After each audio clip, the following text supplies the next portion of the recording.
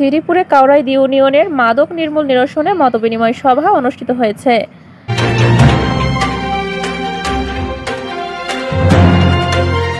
আসসালামু আলাইকুম দর্শক, সকলকে আমন্ত্রণ জানাচ্ছি বিবিআর নিউজ সংবাদে। গাজীপুর শ্রীপুর থেকে ওসমান গনির পাঠানো তথ্যচিত্রে দেখুন বিস্তারিত। গাজীপুরের শ্রীপুর উপজেলার কাউরাইদ ইউনিয়নে আইন শৃঙ্খলা পরিস্থিতি উন্নয়ন ও সামাজিক সমস্যার সমাধান নিয়ে এক মতবিনিময় সভা অনুষ্ঠিত হয়েছে।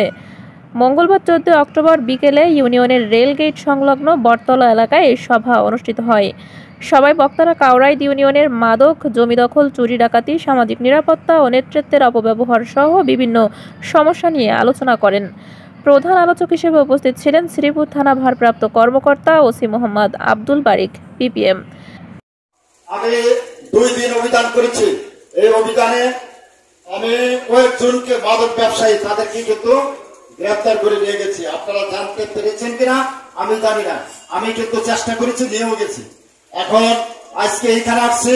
তিনি মাদক বিক্রেতা ও সেবীদের উদ্দেশ্যে কঠোর হুঁশিয়ারি উচ্চারণ করে বলেন, আগামী 7 দিন সময় দিয়ে গেলাম। যারা মাদক ব্যবসা বা সেবনের সঙ্গে জড়িত তারা এখনই ভালো হয়ে যান, অন্যথায় তাদেরকেও বাসায় ঘুমাতে পারবে না। সব মাদক ব্যবসায়ের স্থান হবে হাজতখানায়। ওসি বারিক আরও বলেন, মাদক মুক্ত কাউরাইদ গড়ে তোলার জন্য পুলিশ প্রশাসন সর্বোচ্চ চেষ্টা করছে, তবে কাজে স্থানীয় জনগণের সহযোগিতা অত্যন্ত জরুরি। সমাজের সবাইকে মাদক বিরোধী আন্দোলনে অংশ নিতে হবে।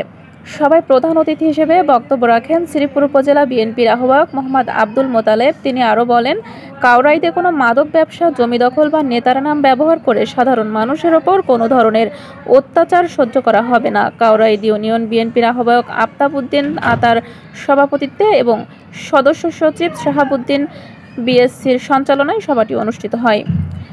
এ সময় আরও উপস্থিত ছিলেন উপজেলা বিএনপি সদস্য সচিব মোহাম্মদ খায়রুল কবির মণ্ডল আজাদ, ইউনিয়ন বিএনপির 1 নম্বর যুগ্ম আহ্বায়ক এমদাদ হোসেন মণ্ডল, শ্রীপুর প্রেস ক্লাবের সভাপতি আব্দুল মালেক ও সাধারণ সম্পাদক টিপু সুলতান, সাংবাদিক রাতুল মণ্ডল এবং কাউরাইদ ইউনিয়ন জামাতের সাধারণ সম্পাদক ফরিদ আহমেদ চৌধুরী ও শামসুল আলম জানি। সবাই বক্তারা এলাকার সার্বিক আইন শৃঙ্খলা পরিস্থিতি উন্নয়ন, মাদক নির্মূল ও সামাজিক শান্তি প্রতিষ্ঠায় সম্মিলিতভাবে কাজ করার আহ্বান জানান।